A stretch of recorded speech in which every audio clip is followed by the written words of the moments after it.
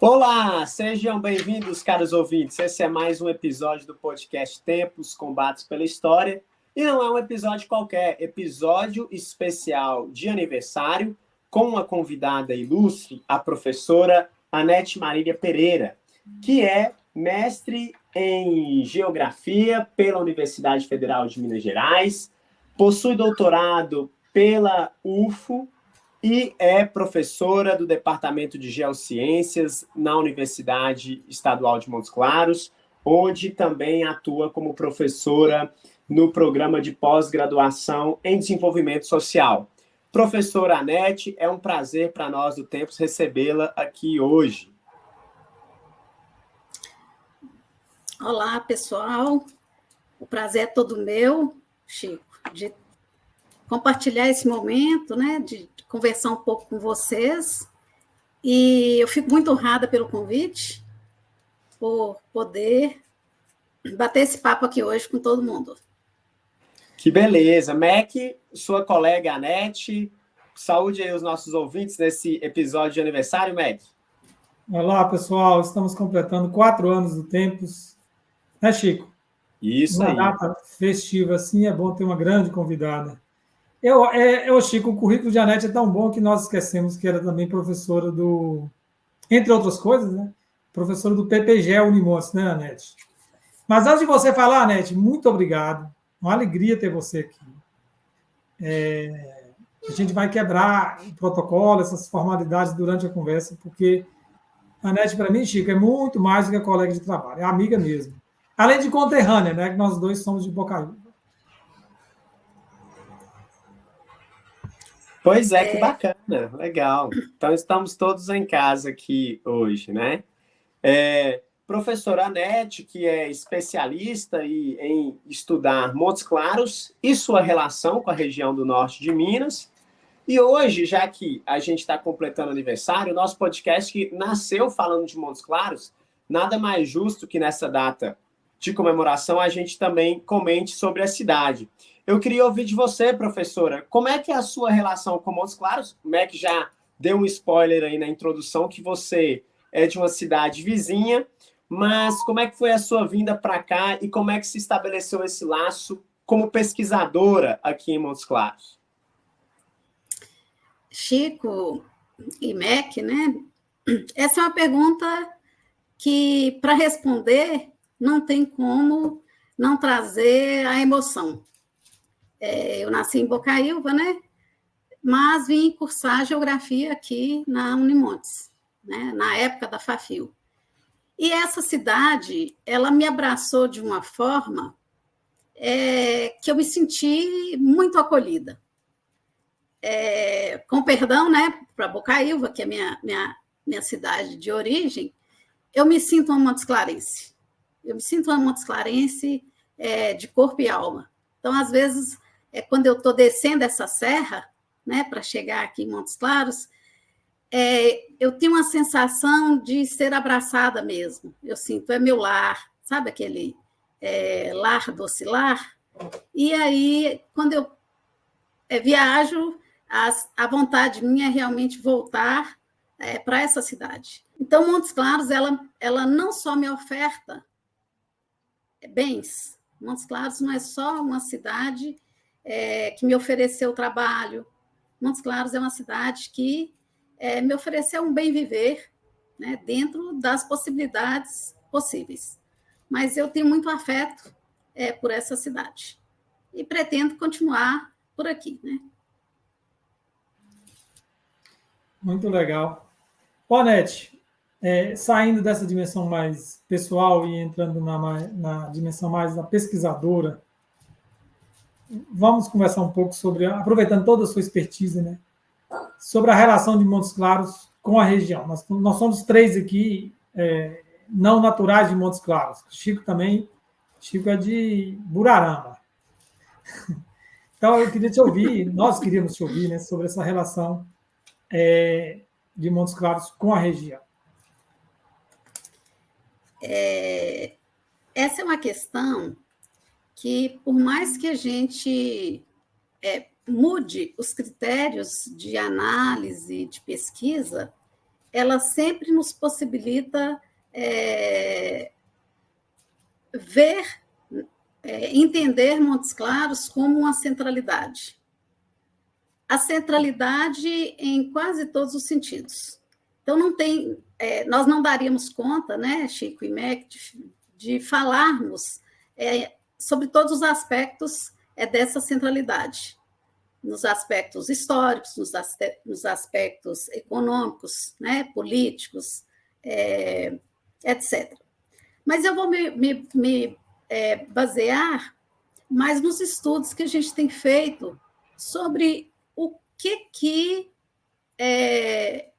como que Montes Claros exerce essa centralidade, que motivos conduziram a essa, a gente poderia chamar de polarização, né, regional, e a quantidade de estudos que existem que comprovam isso, né? Então, o IBGE tem vários estudos, como a região de influência das cidades, como que é o REGIC, né, que ele é atualizado quase que de 5 em 5 anos, mas os critérios quase sempre são os mesmos.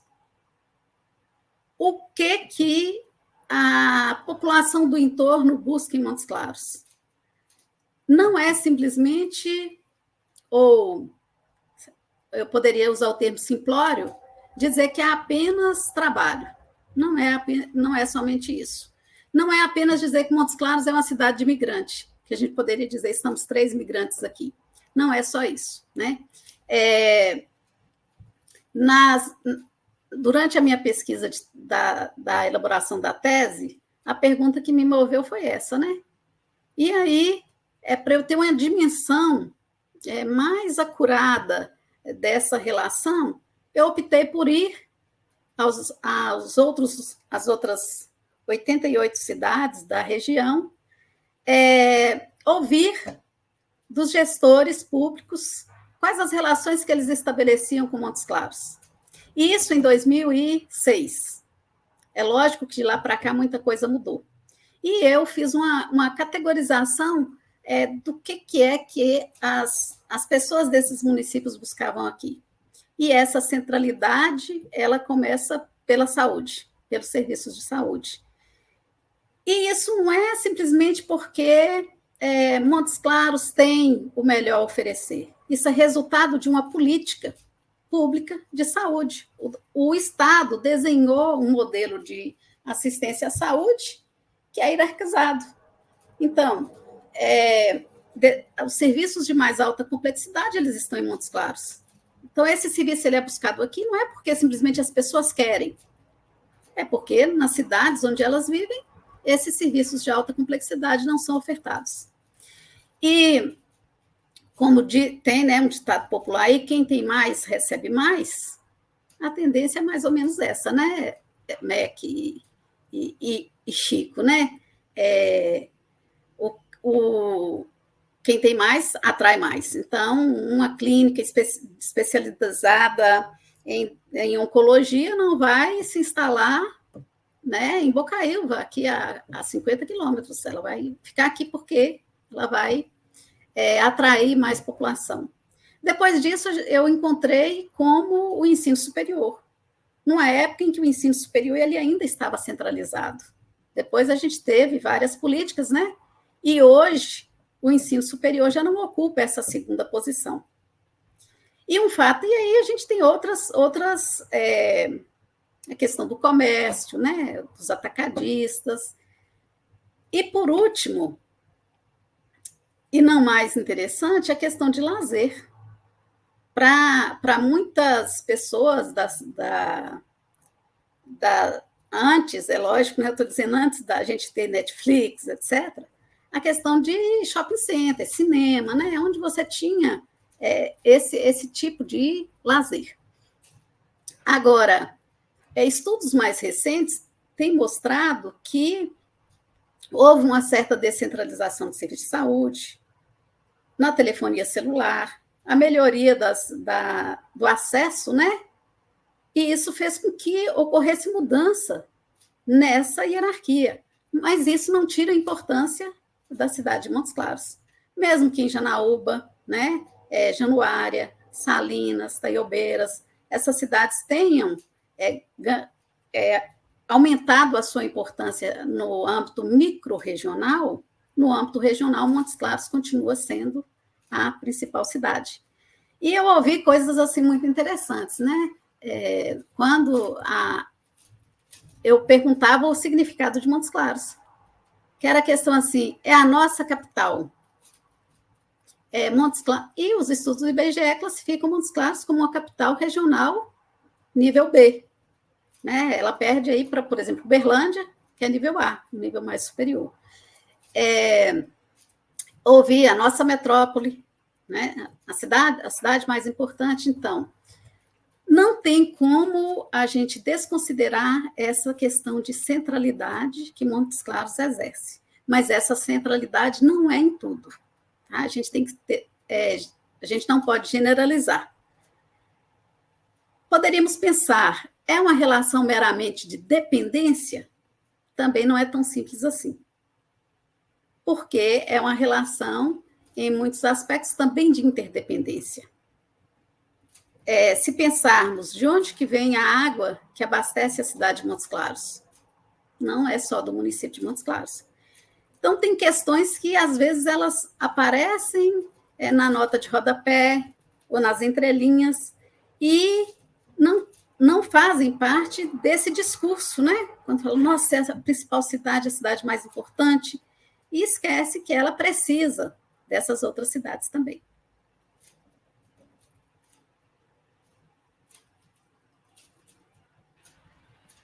Eu tenho várias perguntas, Chico, mas se você quiser perguntar agora...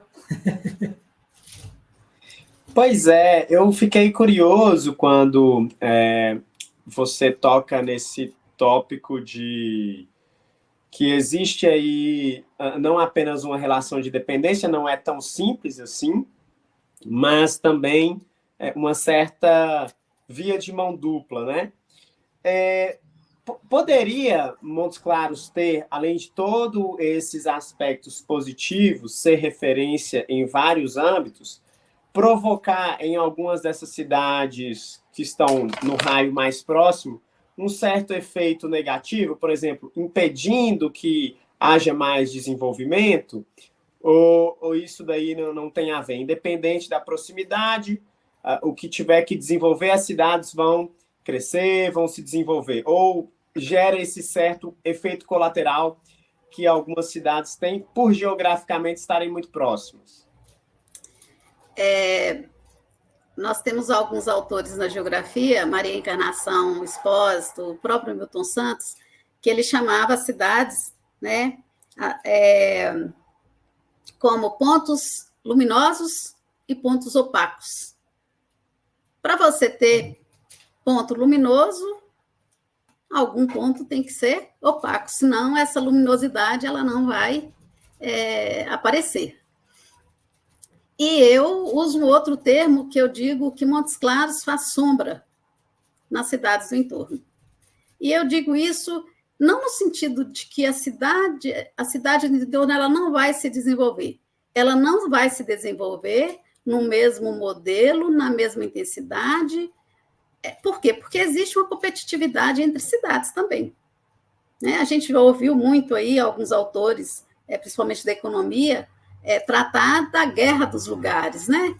As cidades ficam competindo para atrair empresas, para atrair empreendimentos, para buscar um viés de desenvolvimento, e aí aqui eu não estou trazendo desenvolvimento enquanto um conceito, uma categoria de análise, né? Mas pensando no desenvolvimento muitas vezes enquanto uma simples geração de emprego, renda, né? Melhor qualidade de vida para a população.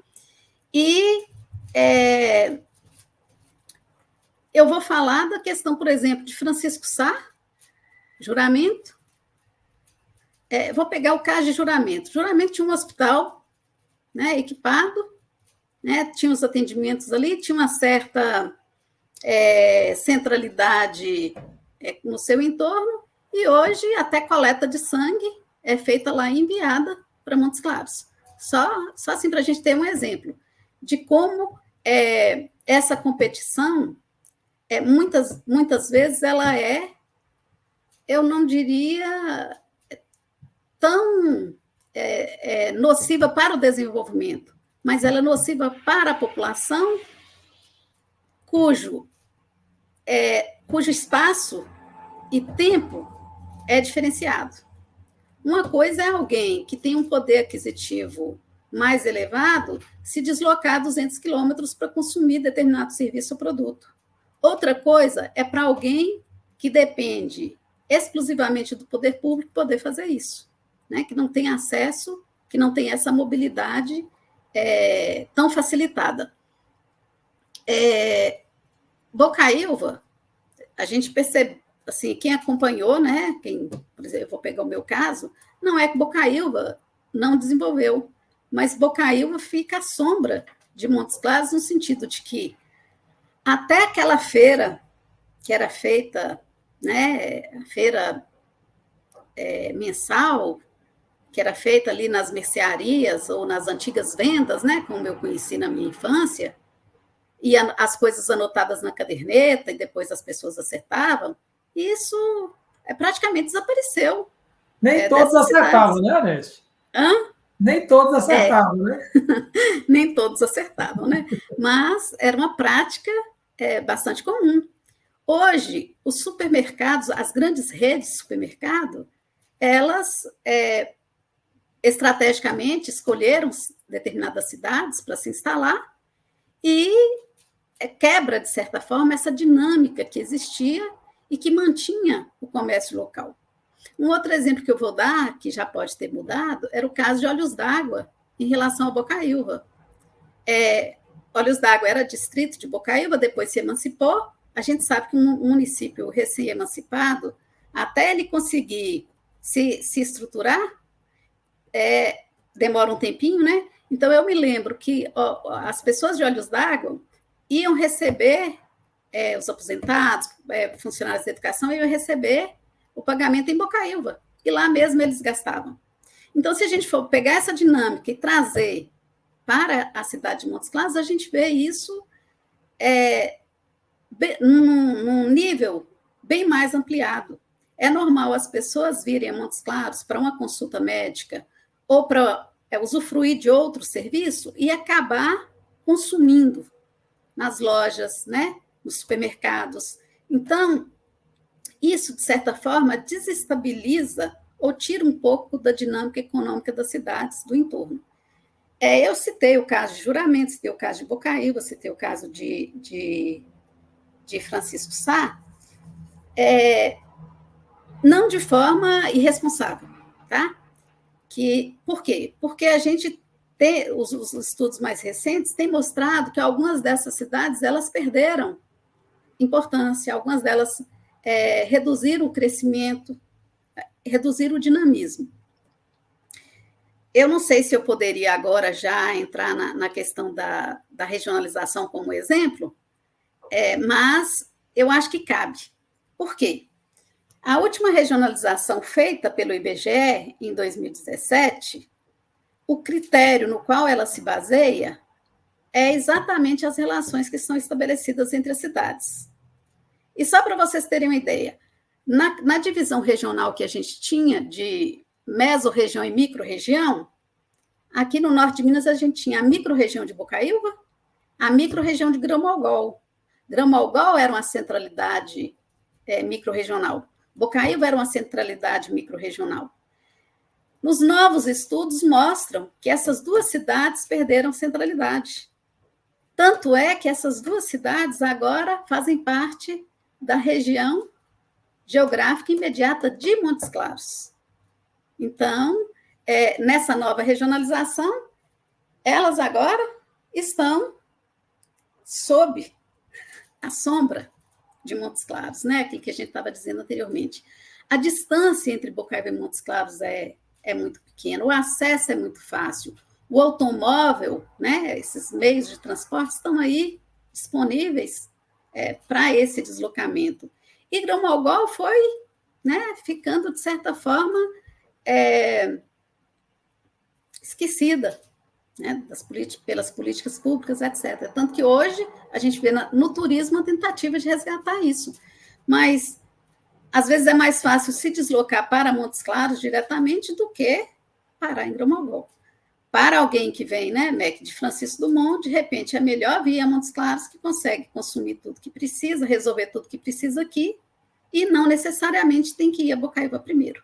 Então, só alguns exemplos aí, né, nessa tentativa de trazer alguns argumentos, né, Chico, porque não dá para responder assim, né, pontualmente, essa questão que ela é de ampla complexidade. Não, mas está muito bem pontuado. E aí, Max? Então, tem algumas perguntas ainda sobre aquela questão de polo, centralidade, mas eu queria aproveitar esse momento que você tocou na questão da nova divisão regional, Anete, para você nos explicar mais sobre isso. Que eu aprendi, com você, aliás, né, a pensar o norte de Minas como uma mesorregião e subdividida, vamos dizer assim, em micro-regiões, né? Bocaiúva, Janaúba, Januária, Pirapora, eram essas, né? Salinas. Então, aí você está dizendo, tem uma nova divisão que é diferente, né? Como é que a gente pensa hoje, então? Nós continuamos a falar de norte de Minas, agora em qual nomenclatura? E o que nós chamávamos de micro-região, agora chamamos como? Essa é uma questão, MEC, que tem causado uma certa confusão para as pessoas. Aí, para isso, eu vou fazer uma pequena analogia com a moda. Tá? Não é porque chegou a moda da minissaia que todas as pessoas vão usar minissaia.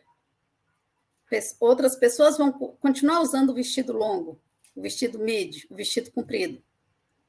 Porque aquele vestido vai ser o que vai combinar melhor com aquela pessoa.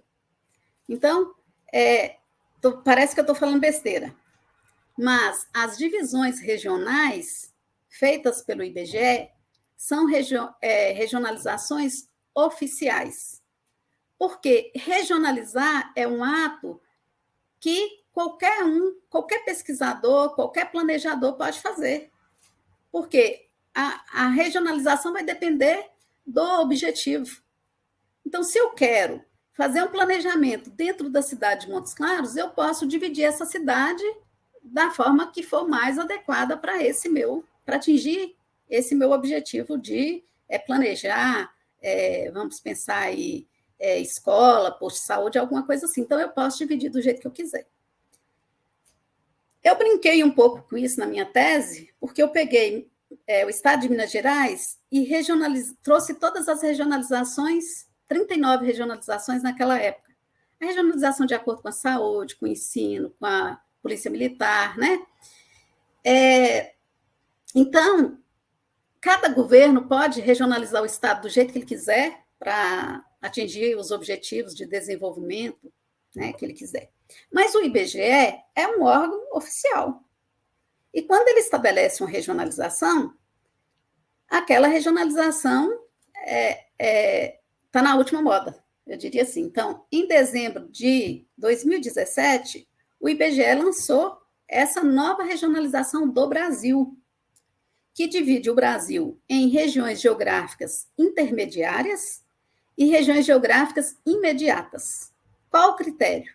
A relação entre as cidades, a busca de bens e serviços que a população faz entre as cidades. Isso elimina a regionalização em mesorregião e microrregião, que é da década de 90, e que era a última que a gente utilizava. Não, ela é só mais uma. Eu acredito que nós, pesquisadores aqui da região, dificilmente a gente vai abandonar pensar norte de Minas.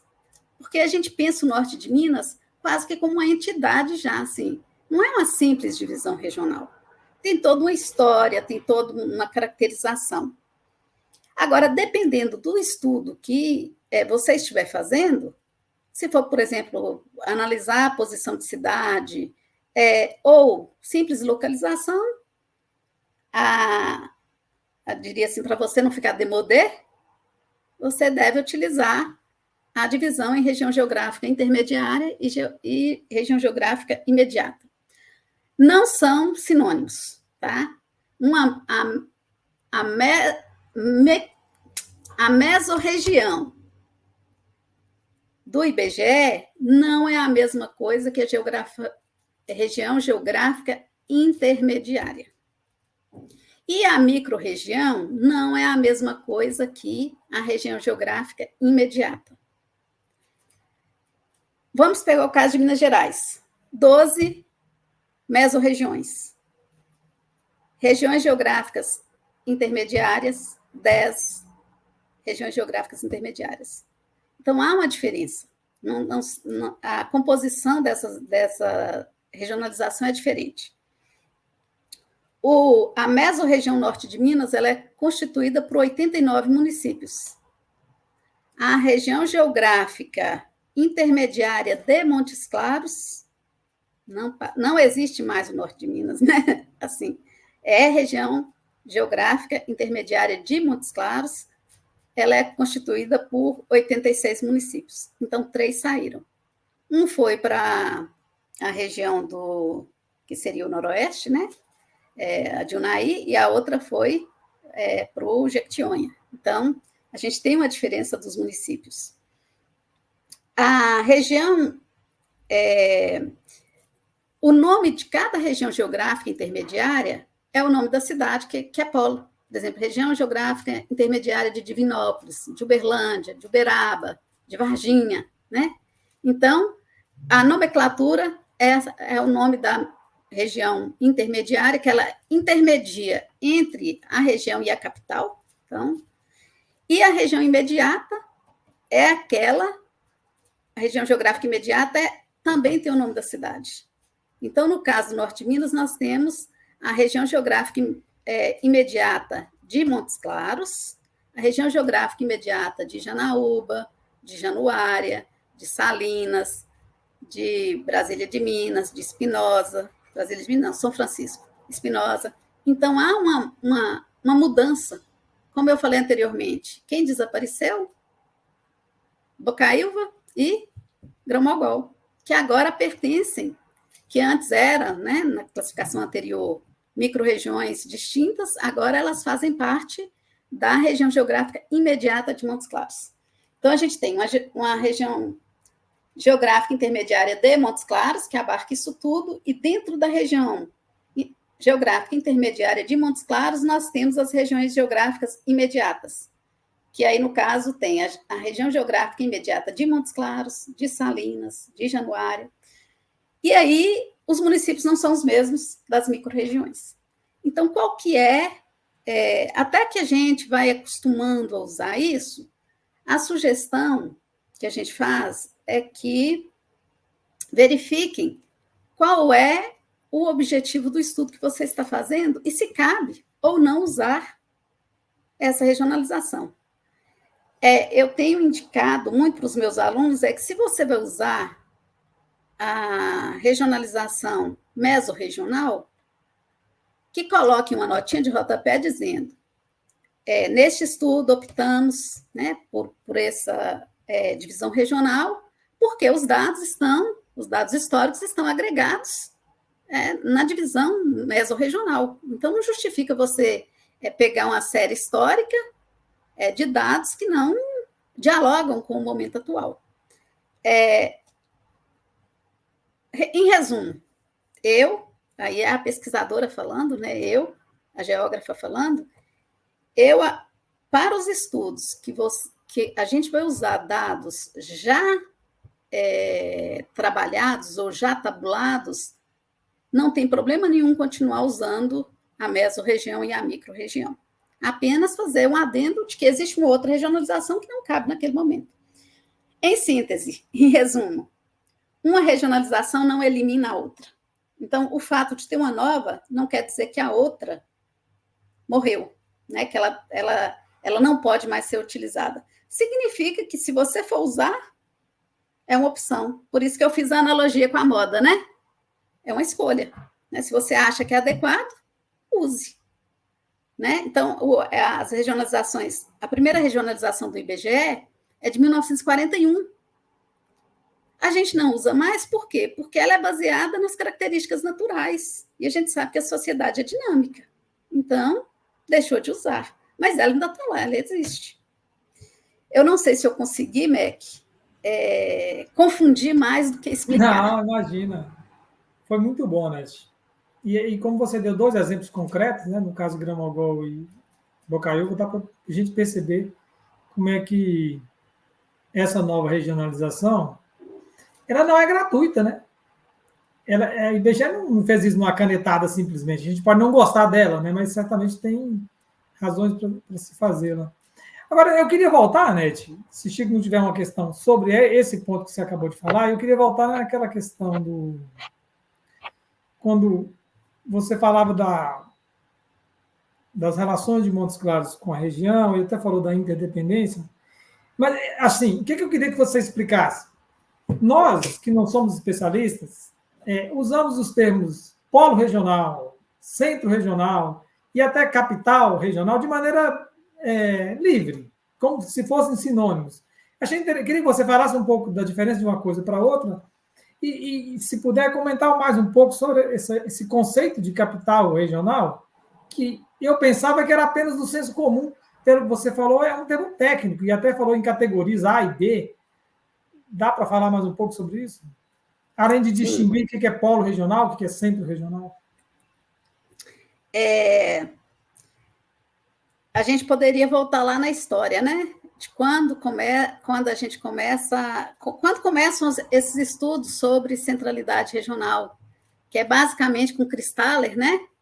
Em 1932, 33, por aí, quando ele faz um estudo sobre as zonas no entorno das cidades, né? Então, ele faz um zoneamento mostrando como que se organiza esse entorno da cidade de acordo com a distância, né? Se você vai produzir produtos de horta, ele não pode estar localizado a uma grande distância do centro de consumo, porque esse produto ele é perecível, né? Vamos pensar lá na década de 30, né? O deslocamento, né, era um pouco mais lento do que é hoje. Se você tem uma produção de carne bovina ou leite, essa produção ela pode estar localizada numa distância maior. Então, o que Christaller fez? Ele fez um estudo sobre a localização de determinadas atividades para atender a uma cidade, a um centro, baseando muito nessa lógica de mercado, distância e mercado de consumo, né? E aí, com o passar do tempo, outros pesquisadores foram ampliando essas análises e inserindo outros elementos, no sentido de pensar que não é simplesmente distância e mercado, que tem outros fatores, poder aquisitivo, e aí, trazendo isso para o urbano, a questão da moradia, se você vai morar próximo ou distante do seu local de trabalho. Então, mostrando que existem vários fatores que vão interferir nessa questão. Então, essa é a primeira ideia de centralidade que a gente traz, que é muito baseada no Christaller. Quer dizer, o centro é entendido como o local de consumo de algum produto, né? Mas quando a gente fala de centro, simplesmente, para ter centro tem que ter uma periferia. Então, quando a gente coloca Montes Claros como um centro regional, significa que dentro de uma vasta região, ele é o local onde a população ou os consumidores vão encontrar a maior oferta de bens e produtos que eles necessitam. Então, essa ideia de centro regional está nessa concepção, né, de que há um local para onde as pessoas se deslocam na busca de bens e produtos. quando a gente está falando de bens, eu estou me referindo a tudo, né? No sentido de saúde, educação, lazer, né? Turismo, a variedade e produtos, os mais diversos possíveis também. E bens também, a gente coloca também a questão de trabalho, né? Já na classificação, aí o IBGE, ele tem feito, né, quase que desde que ele foi criado, ele tem feito vários estudos sobre o que eles chamam de rede de influência de cidades. Para entender, começa principalmente porque São Paulo e Rio atraem migrantes do Brasil inteiro. Quando aquela época que a gente fala de êxodo, né? Êxodo rural, vem os nordestinos, aí começa a se pensar em políticas de, vamos dizer assim, de descentralização, para evitar que as pessoas migrassem tanto para aquelas cidades.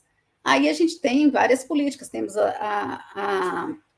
na década de 70, a gente tem o investimento nas cidades médias, né? Ou cidades de porte médio, que era fortalecer cidades, que eram chamadas de cidades DICs, para colocar infraestrutura, criar estrutura de trabalho, emprego nessas cidades, para evitar que a população migrasse para as metrópoles, né? Então, Montes Claros entra nisso, né? Montes Claros, 78, ela entra nesse projeto das cidades de porte médio e recebe uma série de recursos para investimentos. Mas, então, existem vários estudos. Eu dei uma viajada aqui, mas era para entender essa questão do centro, porque o centro ele pode ter uma origem natural, um crescimento natural, e ele pode ter um crescimento oriundo de políticas públicas, né? de políticas determinadas para evitar que haja problemas em outras cidades.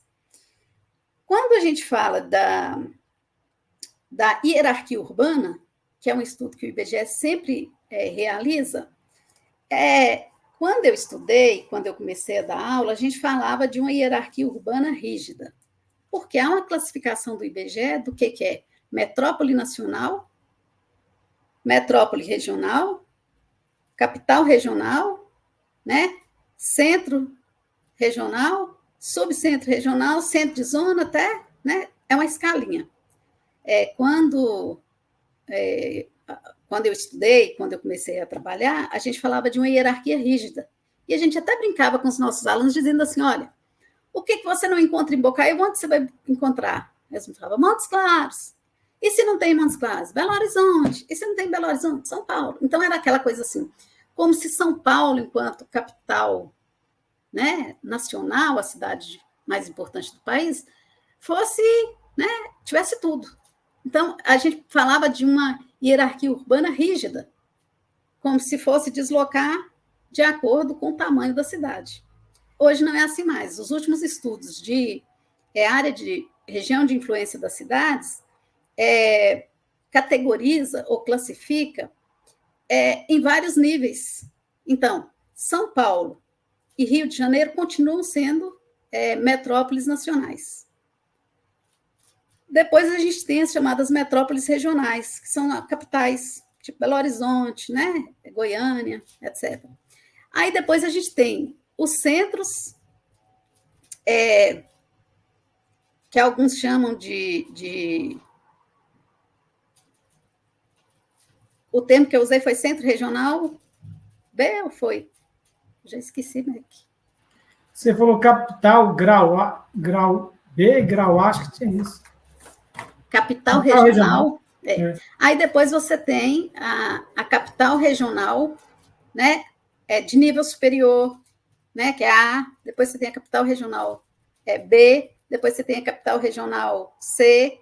E depois você tem o centro de zona ou o centro local, que é o mais baixo lá que o Milton Santos traz, que é aquele que atende a população local e do entorno rural. Então, se a gente for esse é um estudo de região de influência de cidade. E aí, cada pesquisador, ele vai estudando seu estado e categorizando dentro do estado essa área de influência, porque uma coisa você está analisando na esfera nacional, outra é você estar na escala estadual. No caso de Minas Gerais, tem muitos estudos do professor Oswaldo Bueno, né, era da UFMG, depois da PUC, que tem feito estudos nesse sentido. E Montes Claros sempre aparece como capital regional B. Ele diz que ela já está quase passando para o estrato superior, mas ainda faltam alguns elementos para que ela mude de categoria. Agora, tem expressões polo, né, que vem da teoria de Perrot, né, o francês lá, que é uma centralidade econômica. Né? Então, assim, a gente tem que ter muito cuidado quando a gente usa enquanto categoria de análise, né, que é aquilo que a gente sempre conversa com os nossos alunos, enquanto você está usando o termo de uso comum, né? A gente fala, Montes Claros é o principal centro urbano do norte de Minas, Montes Claros é a principal cidade do norte de Minas. Eu estou dizendo isso sem necessariamente utilizar um estudo como referência. Eu estou falando isso porque é fato, a gente conhece, né? Agora, quando eu digo assim, olha, Montes Claros é uma capital regional B, eu tenho que dizer de acordo com quem, né? Aí, no caso, é de acordo com o IBGE, pela classificação. Muito bem, professora Anete. Agora, passando para refletir sobre a questão intraurbana, embora seja difícil de pensar essa cidade desconectada do seu entorno, como que a gente analisa Montes Claros em si mesmo? Chico, você, de certa forma, já trouxe, né, um elemento aí. Pensar Montes Claros em si mesma é pensar Montes Claros enquanto esse centro regional, né? Não dá para pensar uma Montes Claros que tenha oferta de serviços, que tenha que seja pensada, planejada apenas para os Montes Clarenses nativos, vamos dizer assim, né? Por quê? Porque a própria posição que Montes Claros possui, e eu vou falar um pouquinho a respeito disso, está muito relacionada com esse seu papel regional. Né? Quando a gente pensa no espaço intra-urbano de Montes Claros, historicamente, a gente sabe que Montes Claros é uma cidade de crescimento espontâneo. Né? Ela não foi uma cidade planejada. Ela foi planejada enquanto desenho no papel antes da cidade ser construída. Então, essa cidade, ela teve um crescimento espontâneo. E isso significa que, à medida em que iam surgindo necessidades de moradia, né, de ruas, essa cidade ela foi se expandindo de uma forma... Eu não gosto de usar o termo desordenada, porque eu acho que não é desordenado em si, é ordenado pelo capital, pelo mercado, né, a gente poderia dizer dessa maneira. Mas Montes Claros é uma cidade que, no seu espaço intra-urbano, ela é muito diversa. Ela não é uma cidade que tem, eu vou falar um pouco ela não é uma cidade que tem um traçado todo regular, ela não é uma cidade de uma fluidez normal em todos os lugares. Então, eu caracterizo muito Montes Claros como um espaço urbano marcado muito por desigualdades. E essas desigualdades, elas se manifestam de diversas maneiras. A gente poderia pensar, por exemplo, na questão de que, à medida que Montes Claros cresceu, e a gente sabe que ela tem uma área de expansão muito grande, eu não vou entrar nesse aspecto, muitas normas urbanísticas, muitas leis, elas não foram obedecidas. Então, lugares que eram impróprios para moradia, né, passaram a ser bairros muito extensos. Áreas que deveriam ser preservadas por questão de microclima, por questão de escoamento de água, né, pluvial, também foi desconsiderado. Então, o intra-urbano de Montes Claros ele é bastante complexo. Uma outra questão que chama atenção é e quando eu estava falando disso das normas, eu me lembrei do Distrito Industrial. A gente sabe que o Distrito Industrial foi localizado, né, a 5 quilômetros da cidade. O aeroporto é uma outra questão também, que a localização deles mais distante da área central, exatamente para não ter moradia, para não ter gente ali no entorno, para não correr risco, para não estar submetido, né, a transtornos. E o que nós temos hoje? Bairros... Agora o distanciamento da própria sede administrativa do município, né? Sim. Não era assim. Que vai para próximo, né, do Distrito Industrial. Então, aquela área do Distrito Industrial não poderia ter bairros, né, ali tão próximos do entorno. Então, quando é do interesse, né, vou falar de uma elite, vou usar esse termo aqui, de uma elite econômica e política, as normas elas mudam. Então, o crescimento, a expansão de Montes Claros foi ocorrendo dessa maneira. E nós temos, e isso cria problemas, porque a gente tem bairros muito distantes, que as pessoas precisam de usar o transporte público para acessar determinados serviços. A gente tem muitos vazios urbanos, né, que se esses vazios urbanos fossem ocupados, a cidade seria um pouco mais densa. Montes Claros é uma cidade espraiada, significa que ela cresceu, né, na forma horizontal. E a gente tem outras formas que essa desigualdade se manifesta.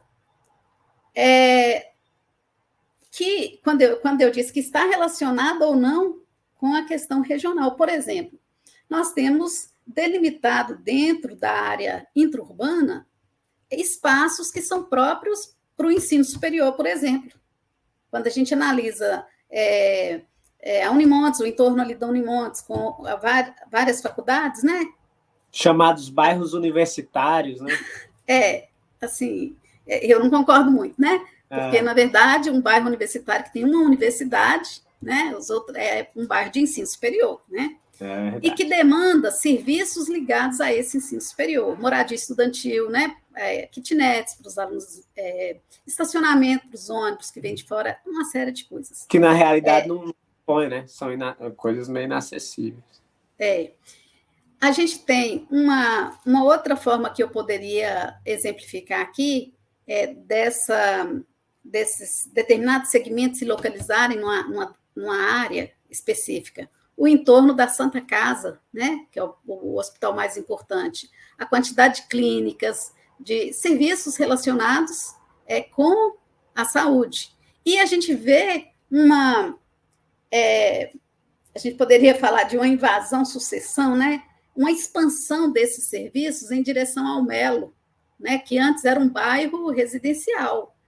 Se a gente fosse pensar a quantidade de aspectos que a gente poderia levantar nessa questão. Os bares, né, e restaurantes que antes ficavam localizados na área da Avenida Sanitária, que hoje estão se deslocando ou ocupando outros espaços, né, no Jardim São Luís, né. Eu estou falando aí de determinados tipos de bares e restaurantes, né? Porque o Boteco Copo Sujo, felizmente, ele é mais, vamos dizer, ele é mais acessível, né? Ele está em todo lugar, felizmente. Mas outro aspecto que a gente poderia pensar com o shopping center, né, com a implantação dos 2 shoppings, retira quase que da área central aquelas lojas de grife, né?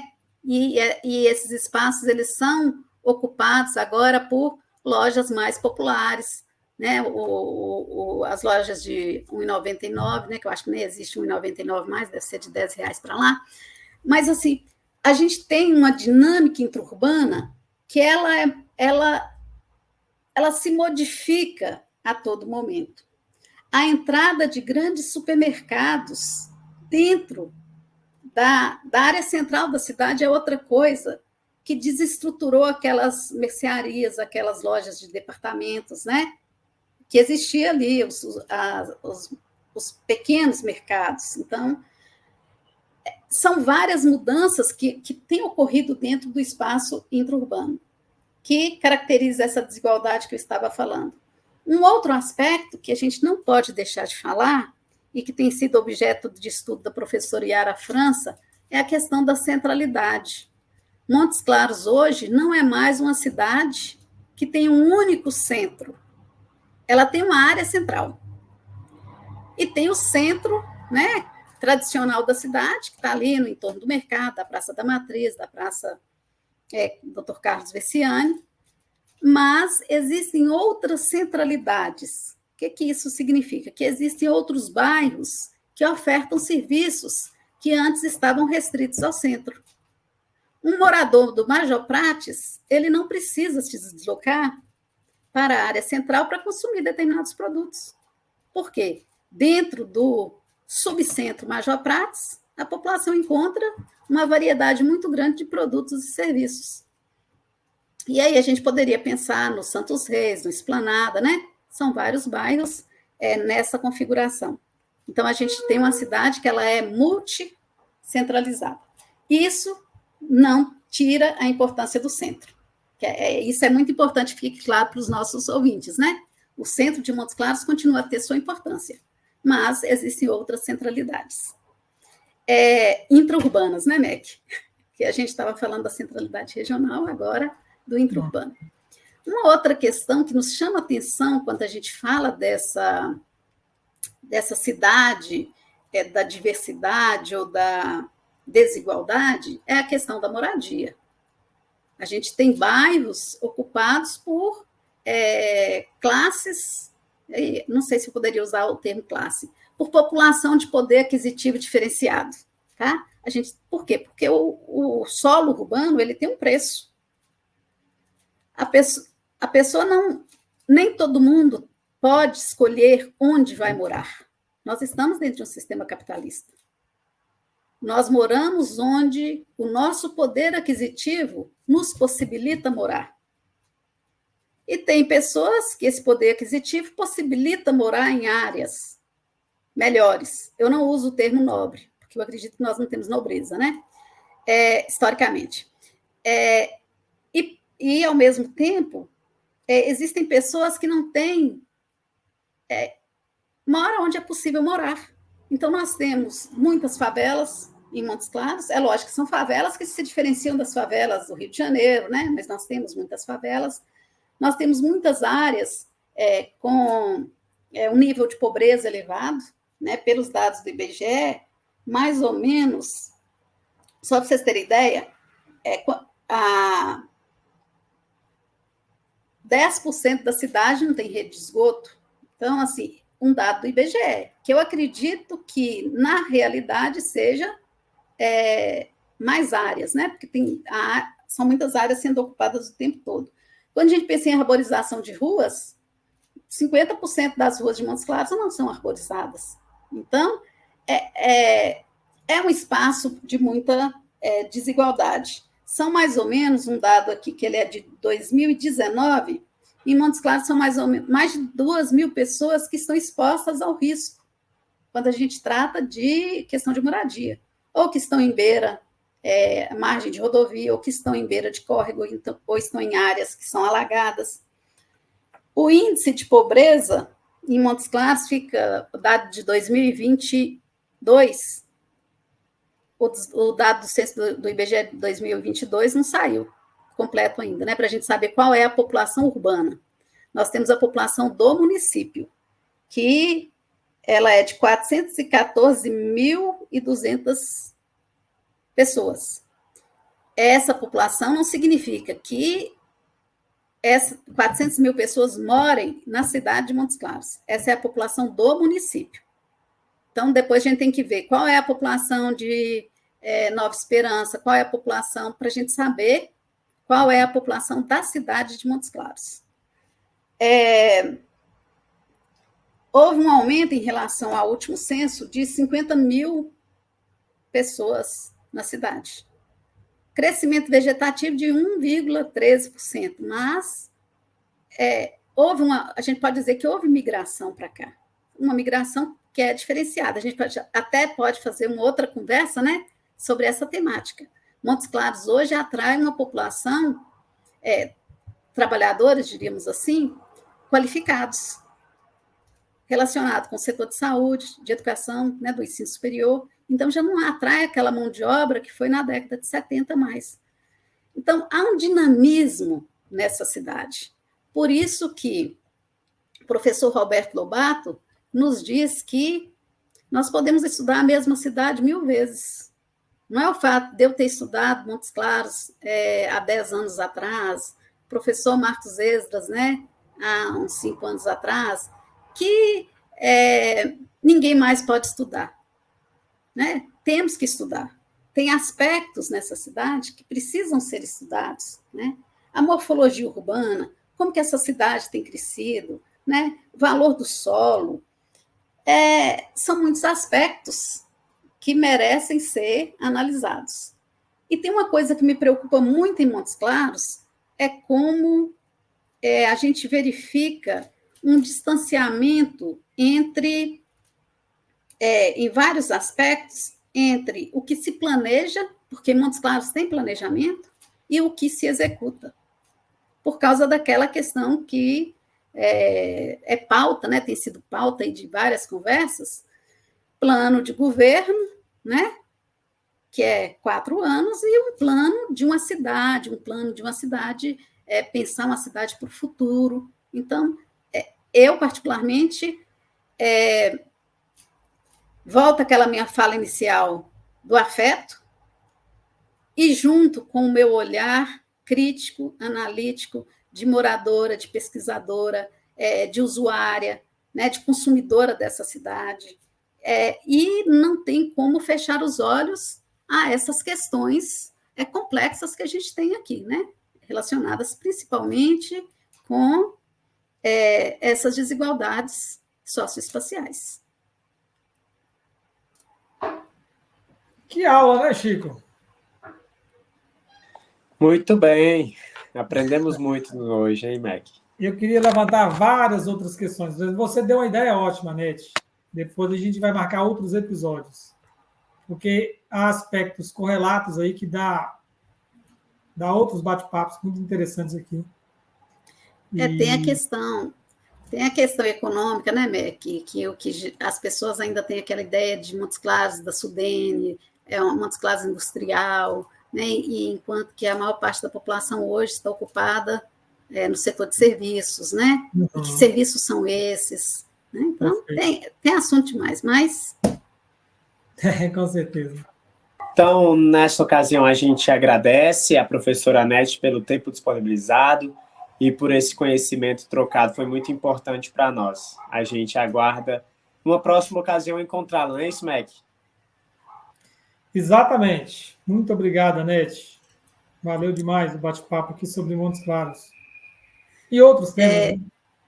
Na verdade, eu que agradeço pela oportunidade, né, pela abertura aí desse canal para a gente conversar. Longe de esgotar os assuntos, né? Uma ideia sempre vai puxando a outra e, de repente, a gente viaja um pouco aí nas histórias, mas eu fiquei muito honrada e muito satisfeita por esse nosso momento aqui de bate-papo. Foi um imenso prazer. Professor Mac, professor Chico, muito obrigada. Um abraço. Um abraço e até a próxima. Até.